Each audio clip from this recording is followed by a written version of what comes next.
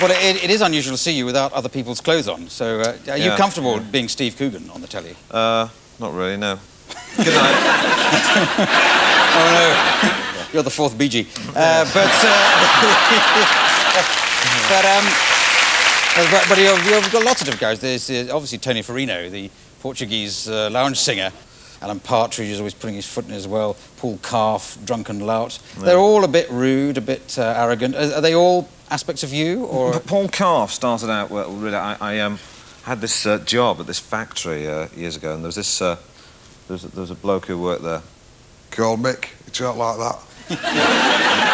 And I remember I was sort of like... I'd sit there reading The Guardian, and they'd all sit around reading The Sun, playing cards. And I'd read some interesting article by Hugo Young, something, and chuckle quietly to myself and go... and they'd go, "What's that you're reading? Is it funny?" And I go, "Yeah, it's quite funny." And they go, "Go on, read it out then." And it'd be some wry observation. I'd go, "The Prime Minister's recent policy..." And they go, "Is that funny?" And I remember once this guy... And they all took the rise out of me. So I was working at this plant, and there was all these I was sort of loading chemicals into containers and things, and there was one chap, he said, "Mick's coming along now, he's coming along in his stacker truck." He said his grandma's been knitting in this sweater for years. When he comes past, just have a go at him, just say, "Has your gran finished knitting that sweater for you yet?" You know. And I went, "Oh, OK, I'll join in, I want to be one of the gang, because I'm a student, I want to fit in with these working-class people." And so Mick came past in his stacker truck like that. "Hey, Mick, has your gran finished knitting that sweater yet?" And he went... "She lost her arms in a milling machine." I didn't know. He told me to say it. I turned around, this bloke said, "I don't know what you're talking about." He said, "I'm going to get you later."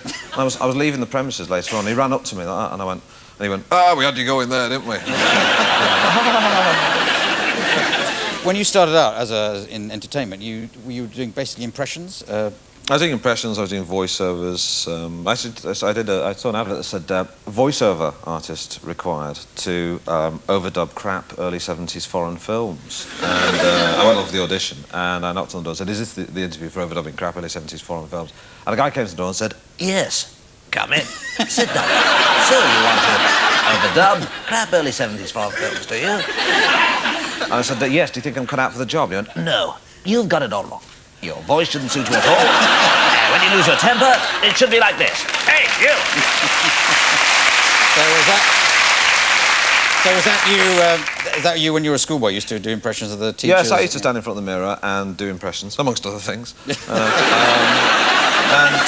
Yeah, it was you know, most people were in the bathroom sort of squeezing spots, and I was in there perfecting a Norris McWhirter impression. Now, in your stage show, which you've taken on tour around the country and now doing in London, you get the full gallery of your characters. So unlike going to see a lot of comedians' stage show, they just come on and talking to a microphone for a couple of hours. You do the whole I may not range. be funny, but I give value for money. You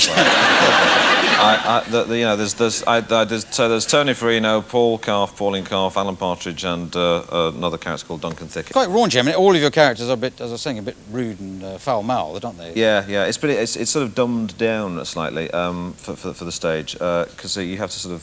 Theatre goers are more stupid than TV viewers. Is that what you're saying? Well, mine are. Yeah.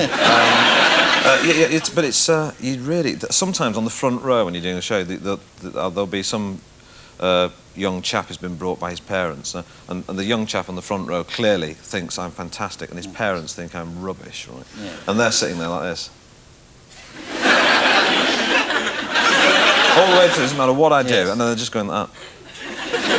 And the most I'll get, sometimes I'll like my biggest laugh of the night, and I'll just check to see what their expression is. and I'll get this, it'll change from that to... And that's it. You've done more sort of straightforward acting. I saw you in the Fix on television. It was a very good drama about... But there was not a comedy at all, really, was it? No, to me it's like a holiday for me. People say, "Oh, drama's very serious." That's great. You don't have to make anyone laugh, you know. Just say the lines. But you were playing a tabloid journalist in that, so were you tempted to make him really hideous? Well, yes, I could have done because I don't know if you know, but I hate tabloid journalists. Yes. Interesting, isn't it? Yeah. Is that because they've written nasty stuff about you, or just as a general policy? No, I like to think I hated them before they started writing nasty stuff. But no, No, I could have done. It's very easy, you know, when you're doing something like that to try and... There's a kind of cliche about tabloid journalists about, you know, doing them all sort of oily, sort of oiks, but they're not. They're kind of just like you and me. Well, do you still do impressions? Because you were really quite young. You were at the sort of Sunday night, the London Palladium with Jimmy Tarbuck doing... Yes. Yes. Do you look back on that fondly? Can you... I just look back on it. Yes. Well, I was on Sunday night at the London Palladium. Was you know, here he is, Steve Coogan. He's a cracking young comic. He's got some lovely, you know. In those days, it was like he doesn't do jokes. He does observations. Here he is with his observations. I mean, basically, look. Let's be honest. We're trying to find a way to gem in a few impressions here, aren't we, Clive? Yes. Why don't I just reel off about 3 or 4, and then we can move on? Why are you doing a satire on Alan Partridge? I used to do Michael Caine, who speaks like... He'd have 2 ways of speaking. One is like that, when he'd shout very loudly, and the other one is when he's getting very emotional. His voice would start to break, and he would start to crack up. And I used to do... There's 3 more. Yeah. There's 3 more. That's a very poor impression. You didn't put the glasses on. You could put glasses on. I should take them out and go, you know. I can do Ronnie Court, but that was good evening. Yeah, I remember the day I was on... I remember the day I was on Clive Anderson quite clearly. Yeah, because it was the one day in the year it was the one day in the year when Allied Carpets weren't having a sale. I used to do a lot of sort of impressions of voiceover people. The late Brian Glover, who I adored, was sort of cornered the market in very broad northern voice, like, you know, bread's better without taken out. and you know, Chetleys make tea bags. And I thought, he sort of... And the tragedy really was that he was limited in that way because, you know, he couldn't, for example, say, you know... New Lillettes, very thick wadding, very absorbing.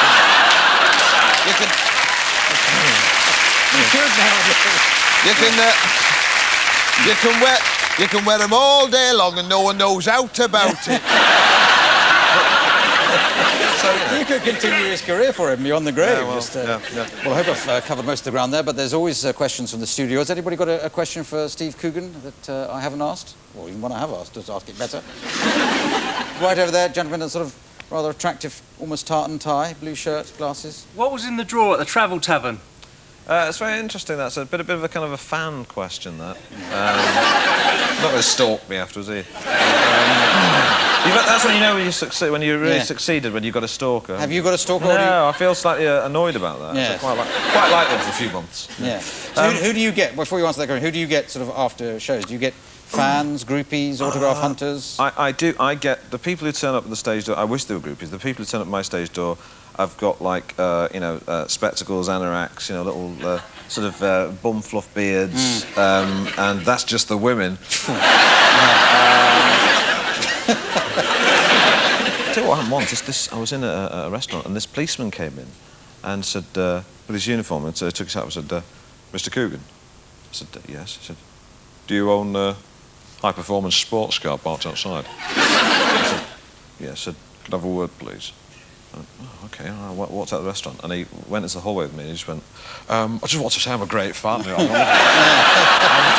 said, "Will you put my hat on? Can I take a photograph with you?" That's not what you want from your police Not officers, really, does it? no. I sort of lost all his authority then. And I put his hat on, put my arm around him. And he took the photograph and he said, and just before he went, "Oh, word of advice." I thought, oh, well, you know, this is... He went, "Do a sitcom with that new character, it's very clever." That's the way he said it, so these policemen sort of still speak as policemen. Word of advice. Meanwhile, your car was being stolen because he was mucking around with you. Yeah. Well, what's your answer to the question? The question which was... What was in the drawer? What was in the drawer? Do you know, we don't know what was in the drawer. So the answer is that there is no answer. It's very X-Files. Very X-Files, yes, isn't it? Yeah. Or possibly Doctor Who. Any more questions? Yes, sir. If Alan Partridge was interviewing Clive Anderson, what would he say about him? What would he ask him? Oh, there you are, you see. Oh, my God. He might say something like this. He might say something like, "Clive, now, we see you on the television, we see your techniques. There's a very fine line, isn't there, between being a little bit cheeky, a little bit wry, and being downright offensive. Yes. How do you feel about having strayed beyond? OK, well, thank you for joining us tonight. Steve Coogan. Thank you, Steve.